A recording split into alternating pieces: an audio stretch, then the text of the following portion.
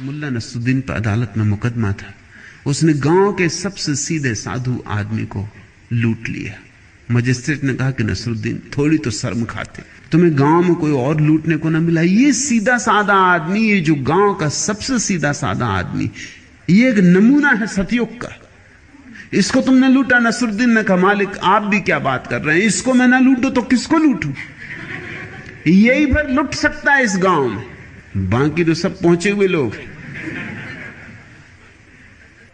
मेरे सामने एक जोशी रहते थे एक गांव में, जिसकी गांव में कोई भी कुंडली ना मिला सके विवाह इत्यादि के समय, वो उसकी मिला देते थे। मैंने उनसे पूछा कि आप गजब के जोशी मालूम होते, क्योंकि मैं देखता हूं आपके पास सिर्फ ऐसे ही मरीज आते हैं जिनका कहीं इलाज नहीं, जिनकी कोई कुंडली मिला नहीं सकता। सब ब्राह्मण कहते थे भाई इनकी कुंडली नहीं मिलती, ये विवाह नहीं हो सकेगा। उन्होंने मुझसे कहा आपसे क्या छिपाना, जो फीस चुकाने को राजी, हमें क्या लेना देना कुंडली से, हम मिला ही देते। फीस चुकाने को राजी होना चाहिए, फीस हमारी ज्यादा है। जहां दूसरे 1 रुपए में मिला देते, वहां हम 5 में मिलाते, मगर हम ऐसी मिला देते हैं जिनको कोई दुनिया में ना मिला सके। मिलाना अपने हाथ में, फीस चुकनी चाहिए, हमें लेना देना क्या है।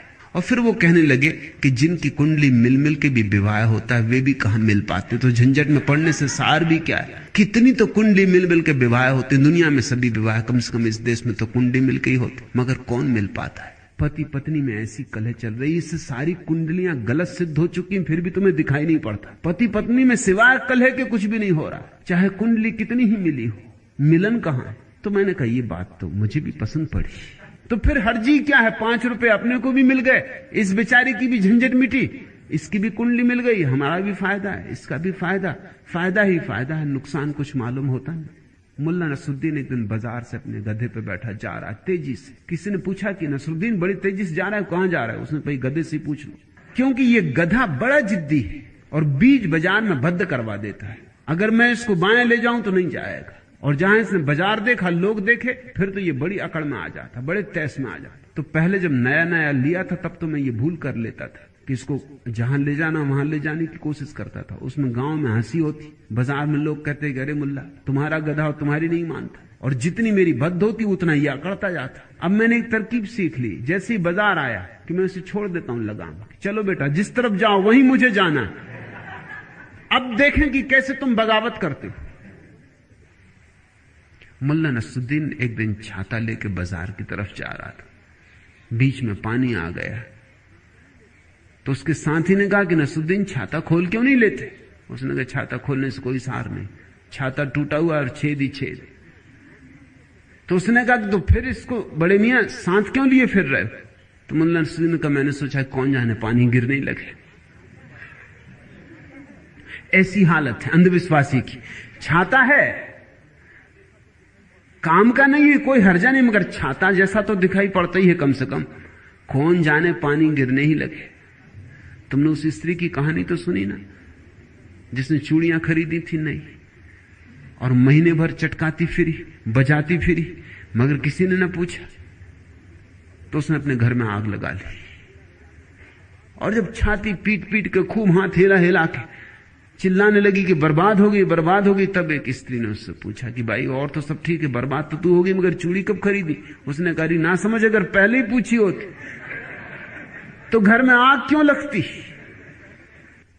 मुल्ला नसरुद्दीन चला जा रहा था रास्ते से, नुमाइश भरी थी, भीड़ भाड़ थी, पहने चूड़ीदार पजामा और अचकन और गांधीवादी टोपी, और बिल्कुल पहुंचा हुआ भगत मालूम हो रहा था। एक सुंदर सी स्त्री दिखाई पड़ गई, अब बूढ़ा हो गया और कहता है जगत इत्यादि सब माया है, मगर जब एक सुंदर स्त्री दिखाई पड़ जाए तो ऐसे सिद्धांतों की बातों में कौन पड़ता है। एक धक्का दे लेने का मन हो ही गया, मन ही तो है, धक्का दे दिया। उस स्त्री ने भी चौंक के देखा, उम्र होगी कम से कम उसके पिता के बराबर मुल्ला नसरुद्दीन की। कहा कि शर्म नहीं आती, बाल सफेद हो गए। मुल्ला नसरुद्दीन ने कहा कि भाई बाल तो सफेद हो गए मगर दिल अभी भी काला, और धक्का बालों ने थोड़ी मारा, धक्का तो दिल ने मारा। एक आदमी ने मुल्ला नसरुद्दीन के द्वार पे दस्तक दी, उसकी पत्नी भी उसके साथ थी। मुल्ला ने दरवाजा धीरे से खोला, जरा सा खोला, बाहर खड़ा मित्र भी हैरान हुआ, मित्र से ज्यादा हैरान तो उसकी पत्नी हुई, क्योंकि मुल्ला बिल्कुल नंगा था। हैरानी की बात इतनी ही नहीं थी कि नंगा था, क्योंकि अपना अपना घर है, कोई नंगा रहना चाहे क्या अड़चन। एक टोप भी लगाए हुए था, अब नंगा और टोप लगाए, ये और एक हैरानी की बात थी, पत्नी से ना रहा गया। पत्नी ने कहा और तो सब ठीक है, आपका घर है, आपको जैसे रहना और रहें, मगर ये टोप। मुल्ला ने कहा ये ना पूछो, इसके पीछे भी राज है। उसने कहा आप बताई दो, नहीं तो ये जिज्ञासा हमें खाए जाएगी, रात भर सो भी ना सकेंगे। मुल्ला ने कहा नंगा इसलिए हूं कि इस समय घर मुझे मिलने कोई आता ही नहीं।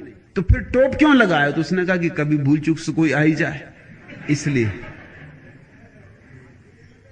मुल्ला नसरुद्दीन से उसका एक मित्र कह रहा था कि कुछ लोगों से मैं बहुत परेशान हूं, आ जाते हो बहुत बोर करते, पड़ोसी हैं उनसे छुटकारा भी नहीं होता, शिष्टाचार बस उनको सुनना भी पड़ता है, और ऐसा बोर करते हैं, और वही वही बातें सुना चुके बहुत बार। तुम्हें मैंने कभी किसी से परेशान नहीं होते देखा, राज क्या है? मुल्ला ने कहा इसका एक राज है, मैं हमेशा अपनी टेबल के पास एक छड़ी और अपनी टोपी रखता हूं। छड़ी और टोपी से क्या होगा? उस आदमी ने पूछा। रखे रहो छड़ी टोपी, जिसको सताना वो सताएगा। उसने कहा इतना आसान नहीं, जैसे मैं किसी आदमी को आते देखता हूं जल्दी से टोपी लगा के छड़ी उठा लेता हूं। उस आदमी ने पूछा मैं फिर भी नहीं समझा, इससे होगा क्या? टोपी लगा के छड़ी भी उठा लोगे? उसने कहा तुम समझे नहीं, बात सीधी साफ, इसके पीछे गणित, इसके पीछे चाल, इसके पीछे कूटनीति। वो आदमी पूछता है कहीं जा रहे हैं, कहीं से आ रहे हैं? कोई छड़ी और टोपी लगाए बैठा है, खड़ा है, तो कहीं से आ रहे हैं, कहीं से जा रहे हैं? तो मुल्ला कहता है कि अगर देखता हूं कि आदमी काम का है तो कहता हूं बाहर से आ रहा हूं, बैठिए विराजिए। और देखा कि आदमी बेकाम है, बोर करेगा, तो कहता हूं बाहर जा रहा हूं, नमस्कार। मुल्ला नसरुद्दीन की पत्नी कई दिनों से बीमार चल रही थी। डॉक्टर इलाज कर करके थक गए थे। सबसे बड़े डॉक्टर को बुलाया। उसने कहा कि मैं दुखी हूं नसरुद्दीन, कुछ किया नहीं जा सकता, बीमारी संघातक, पत्नी तुम्हारी अब दिन दो दिन बच जाए तो बहुत, मैं अत्यंत दुखी हूं, कुछ किया नहीं जा सकता। नसरुद्दीन ने उसकी पीठ ठोंकी और कहा कि नहीं नहीं, छी छी, आप दुखी ना हो, अरे जब 30 साल सह लिया तो 2 दिन और सह लेंगे।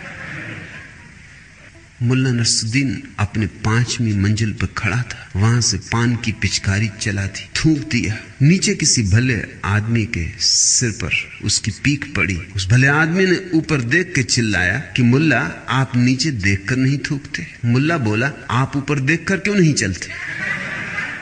मुल्ला नसरुद्दीन अपने जवान बेटे के साथ बरसात के दिन एक नाले को पार करता था, एकदम छलांग लगा गया। बुढ़ा छलांग मार के उस तरफ पहुंच गया। बेटे ने भी देखा कि जब बाप छलांग मार गया तो अब इज्जत की बात थी, जवान होकर वो छलांग न मारे। उसने भी छलांग मारी मगर बीच नाले में गिरा। उठ के उसने पूछा कि मेरी कुछ समझ में नहीं आता, आप बूढ़े हो गए और छलांग मार गए। नसरुद्दीन हंसने लगा। उसने कहा इसका राज। उसने खींचा बजा के कलदार खनखनाए। बेटे ने कहा मैं कुछ समझा नहीं। उसने कहा बस पैसा पास में हो तो आदमी में गर्मी होती, जवानी होती, सब होता है। तेरी जेब खाली, गिरे बीच में। मैं तो गिर ही नहीं सकता बीच में क्योंकि नोट रुपए भीग जाएं। मुल्ला नसरुद्दीन एक दिन डॉक्टर के घर गए। डॉक्टर ने कहा कि देखो नसरुद्दीन, तुम्हें अपनी जीवनचर्या बदलनी होगी। भोजन में ये चीजें छोड़ दो और शराब 1 बार से ज्यादा सप्ताह में नहीं पीना, और सिगरेट बस 2 सिगरेट रोज, इससे ज्यादा नहीं। नसरुद्दीन 3 सप्ताह के बाद आया। जैसा कि डॉक्टर ने कहा था आना, उसकी हालत और भी खराब थी। पहले तो खुद ही चलता हुआ आया था, उसके दोनों बेटे उसको हाथ का सहारा देकर लाए। डॉक्टर ने कहा तुम्हारी हालत तो नसरुद्दीन और भी खराब हो गई, मालूम होता तुमने मेरी सलाह नहीं मानी। उसने कहा तुम्हारी सलाह मानने का परिणाम, शराब तो ठीक किसी तरह मैं पी गया, मगर वो 2 सिगरेट ने रोज मेरी जान लिए ले रही। मैंने कभी जिंदगी में सिगरेट पी नहीं। मैंने सुना कि मुल्ला नसरुद्दीन लौट रहा था यात्रा से, हज करके लौट रहा था। जहाज डूबने लगा, पानी का जहाज, पुरानी जमाने की कहानी। बड़ी मुश्किल हो गई, ऐसा तूफान कि सारे लोग बस आखिरी नमाज करने बैठ गए। मुल्ला ने भी आखिरी नमाज की। अब सब जा ही रहा था तो उसने कहा कि हे प्रभु, अगर बचा ले तो सब दे दूंगा। मैंने वो जो 9 लाख की अटारी बनवाई है वो भी दे दूंगा।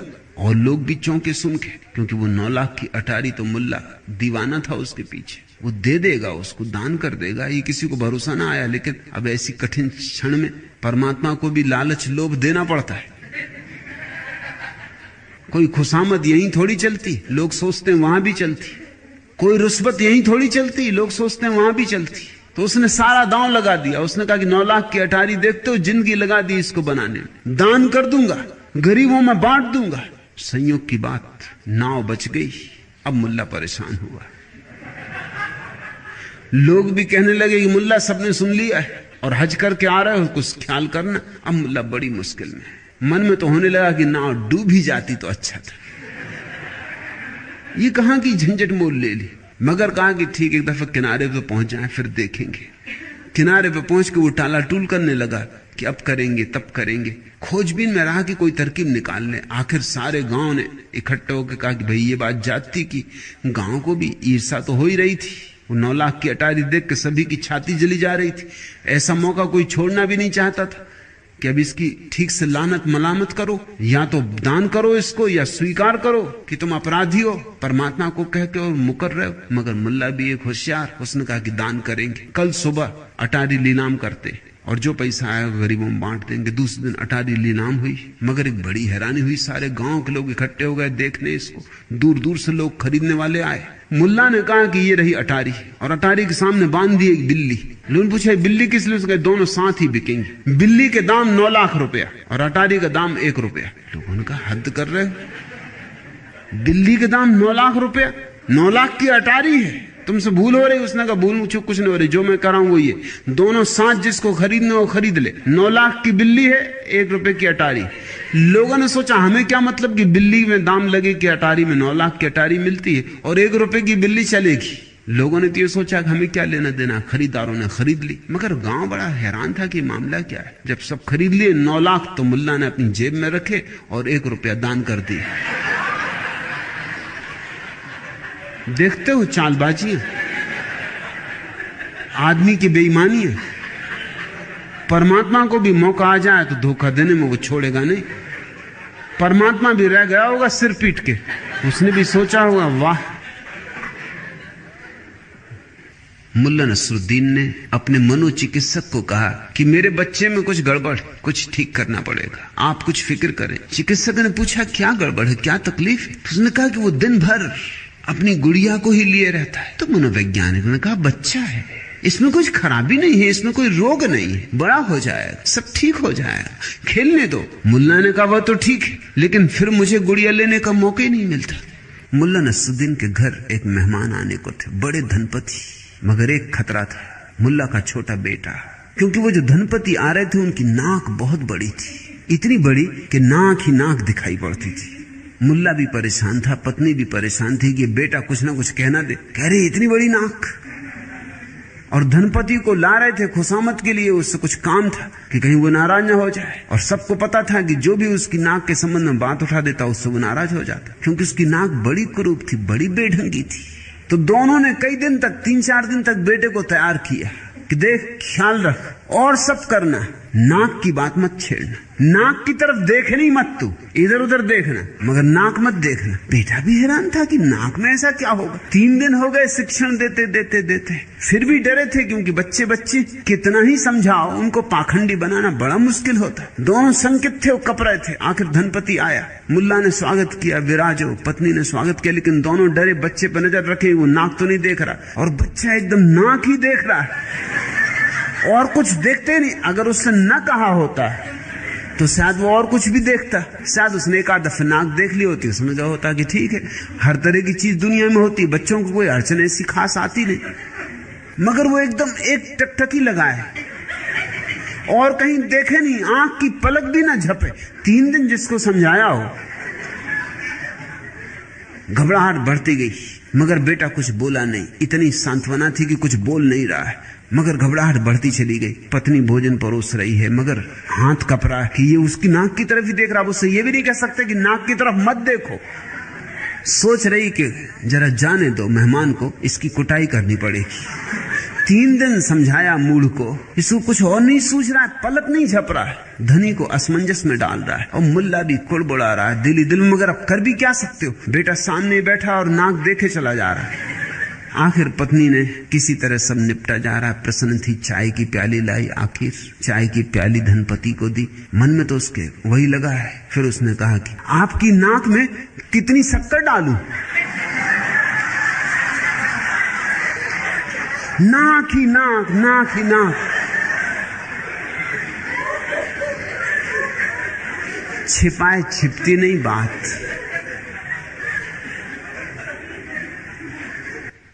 एक गांव के गंवार ने शादी की। शहरी होता तो इतनी हिम्मत नहीं रख सकता था, गांव का गंवार था। पत्नी को लेके चला वापस। घोड़ा गाड़ी थी उसके पास, घोड़ा बीच में अटक गया। उसने एक कोड़ा मारा घोड़े को और कहा कि एक। घोड़ा एकदम चल पड़ा, फिर अटका। उसने फिर उसे 2 कोड़े मारे और कहा 2। पत्नी बैठी बैठी सुन रही थी कि ये हो क्या रहा है। फिर तीसरी बार घोड़ा अटका, वो उतरा नीचे, निकाली उसने बंदूक और घोड़े को वहीं मार दी गोली। धड़ाम से घोड़ा नीचे गिर गया। 2 दफे चेतावनी दे दी, पर्याप्त। अब तीसरा मौका आ गया। पत्नी ने कहा ये तुमने क्या किया? उसने कहा 1। बस फिर उसके बाद 2 की नौबत नहीं आई। एक झील के किनारे मुल्ला मछली मार रहा था। झील के सामने तख्ती लगी कि मछली मारना सख्त मना है, जो भी मछली मारेगा मुकदमा चलाया जाए। मगर ऐसी झीलों में तो मछलियां मिलती, जहां सभी मछलियां मार रहे हैं वहां क्या खाक मिलेगा? दिन भर बैठे रहो बंसी लटकाए, राम राम जपो, कुछ नहीं होता। ऐसी झीलों में मुल्ला बहुत मछलियां मार चुका, कभी कुछ नहीं मिलता। और शाम को जाके मछली वाले से उसको मछली लेनी पड़ती, क्योंकि पत्नी को तो दिखाना ही पड़ेगा कि मार के आए, नहीं तो वो कहे कि दिन भर बर्बाद किया। वो जाता है मछली वालों की दुकान पर, बाहर खड़े हो कहता है भाई जरा मछली फेंक देना। मछली वाला पूछता मछली फेंक क्यों देना, ले क्यों नहीं लेते हाथ में? उसने कहा कि चाहे कुछ भी हो जाए मछली पकड़ सकूं या ना, लेकिन झूठ कभी नहीं बोलूंगा। पत्नी से जाके कहना है कि मछली पकड़ी है, तुम फेंको तो मैं पकड़ लूं, झूठ में नहीं बोल सकता। इधर तो मछलियां ही मछलियां थी, उसने फिक्र छोड़ दी तख्ती की। ऐसे समय में कोई तख्तियां नीमो इत्यादि की फिक्र करता है? कौन पकड़ने वाला, देखा जाएगा जब जो होगा। मजे से मार रहा था मछलियां। तभी मालिक आ गया, बंदूक लिए पीछे आके खड़ा हो गया, कहा कि मेरी तरफ देखो। तख्ती देखते हो? मुल्ला ने तख्ती देखी, कहा कि हाँ देखता हूं। तो यहां क्या कर रहे हो? कहा मछलियों को तैरना सिखा रहा हूं। अब और क्या करोगे? तो कांटे में आटा क्यों लगाया? तो उसने कहा मछली बिना उसके तैरना नहीं सीखती, इसलिए कांटे में आटा लगाया। मछली फंसे फिर उसको तैरना सिखा दो। एक साहब बेहद कंजूस थे। एक दिन वे सुबह सुबह उदास सिर झुकाए बैठे थे कि उनके एक दोस्त ने पूछा भाई क्या बात है, क्यों उदास?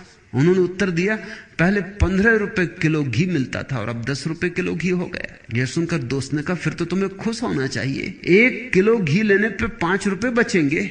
उन सामने का यही तो दुख है, पहले मैं घी न खा के 15 रुपए बचाता था और अब केवल 10 रुपए बचेंगे। मुल्ला नसरुद्दीन का बेटा घर आया, उसने अपने बाप से कहा कि सुनते हो आज मैंने 8 आने बचाए, बस में नहीं बैठा, बस के पीछे दौड़ता आया। मुल्ला ने उसको 2 चपत रसीद की, एकदम 2 चपत रसीद की कि उल्लू के पट्टे, अगर बचाना ही था तो टैक्सी के पीछे भागना था, 3.5 रुपए बचते,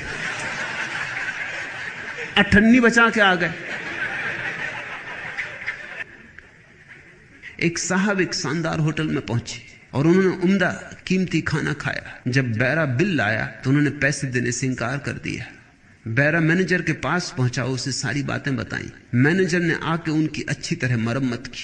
मार खाकर वे कराहते हुए दरवाजे की तरफ बढ़ रहे थे कि अचानक बैरे ने झपट कर उनके मुंह पर 2 घूंसे रसीद किए। मैनेजर ने बैरे को डांटा, जब मैं मार चुका हूं तो तुम्हें मारने की क्या जरूरत पड़ी? बैरे ने कहा जी वो तो आपने अपना बिल वसूल किया, मुझे भी तो अपना टिप वसूल करने दीजिए। एक सर्द सुबह की बात, एक हाथी धूप ले रहा है, एक चूहा भी उसे देखने चला आया। उसने चारों तरफ उसके चक्कर लगाए, फिर उसने ऊपर सिर उठा के हाथी से कहा कि भाई तुम्हारी उम्र कितनी? हाथी ने कहा मेरी उम्र 2 साल। था तो 2 साल का ही बच्चा, लेकिन हाथी तो हाथी। चूहा कुछ सोच विचार में पड़ गया। हाथी ने पूछा कि और भाई तुम्हारी उम्र कितनी? तो चूहे ने कहा कि उम्र तो मेरी भी 2 ही साल है, मगर मेरी तबीयत जरा ठीक नहीं रहती। 2 गधे धूप में खड़े थे। एक गधा बड़ा प्रसन्न हो रहा था, दुलत्ती झाड़ रहा था और लौट रहा था। दूसरे ने पूछा कि बड़े आनंदित हो, बड़े मस्त हो, बात क्या है? सदा तुम्हें उदास देखा, आज बड़े आनंद मग्न हो रहे हो, बात क्या है?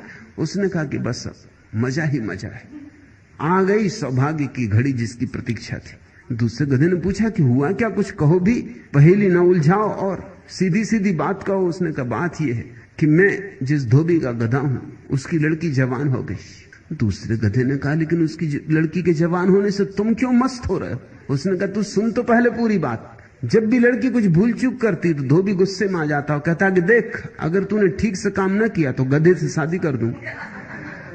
अब बस 1-2 दिन की बात है, किसी भी दिन जिस दिन लड़की ने कोई बड़ी भूल की और धोबी गुस्से में आ गया, और तुम तो जानती हो मेरे मालिक को कि कैसा गुस्से में आता है, कि जब मुझ पे गुस्से में आ जाता तो ऐसे डंडे फटकारता है कि जिस दिन भी जोश में आ गया उस दिन ये शादी हुई ही हुई है, अब सौभाग्य का दिन आ गया। मगर तुम उदास ना हो, बारात में तुम्हें भी ले चलेंगे।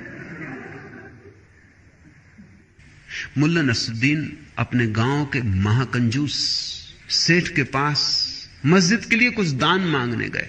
उस सेठ ने कभी किसी को दान दिया ही नहीं था। उसकी यही ख्याति थी कि जीवन में उसने कभी किसी को दान नहीं दिया था। उस पर था बहुत, मगर वो एक से एक तरकीबें निकालता था। एक दफा कुछ लोग दान मांगने गए थे। उन्होंने कहा कि हम अनाथालय के लिए दान मांगते। तो उसने कहा, सुनो, मेरी मां 80 साल की बूढ़ी है और भूखों मर रही, मेरा भाई लंगड़ा है, दाने दाने को मोहताज, मेरी पत्नी बीमार पड़ी, दवा का भी इंतजाम नहीं। जो लोग आए थे दान मांगने वो तो बड़े हैरान हुए। उन्होंने कहा, आप इतने कष्ट में, हमें मालूम नहीं था। उसने कहा, कष्ट में मैं नहीं हूं, मगर मेरी मां 80 साल की है, उसकी मैं कुछ सहायता नहीं करता है। मेरा भाई लंगड़ा है, उसकी मैं कोई सहायता नहीं करता। मेरी पत्नी बीमार पड़ी है, खाट से लगी, उसकी मैं दवा नहीं करता। तो जब मैं अपनों की नहीं करता तो मैं दूसरों की क्यों फिक्र करूं? होंगे अनाथ। मेरे घर में ही काफी अनाथ। बहुत तरह से लोगों ने कोशिश की थी, लेकिन कभी उसने किसी को दान दिया नहीं था।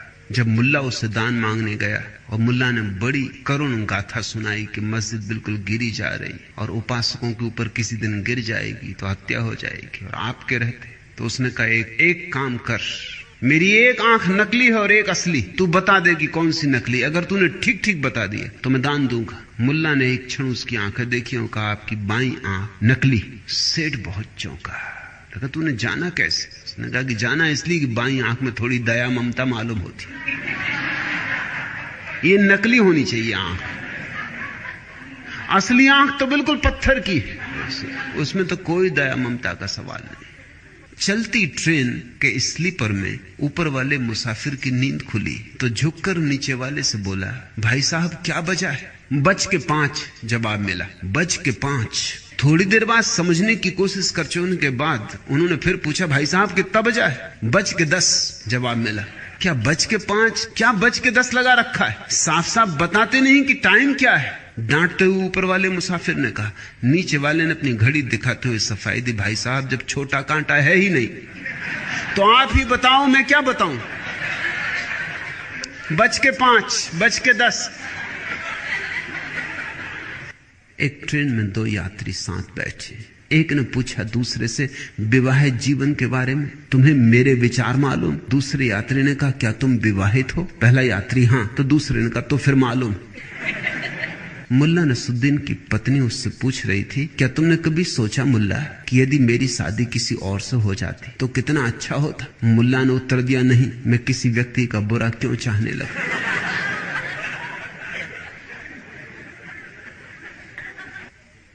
मुल्ला नसरुद्दीन के बेटे की शादी होने वाली थी।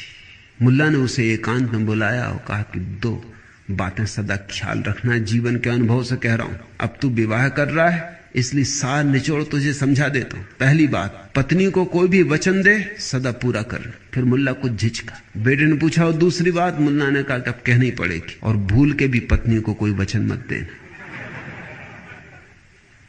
आज इतना है।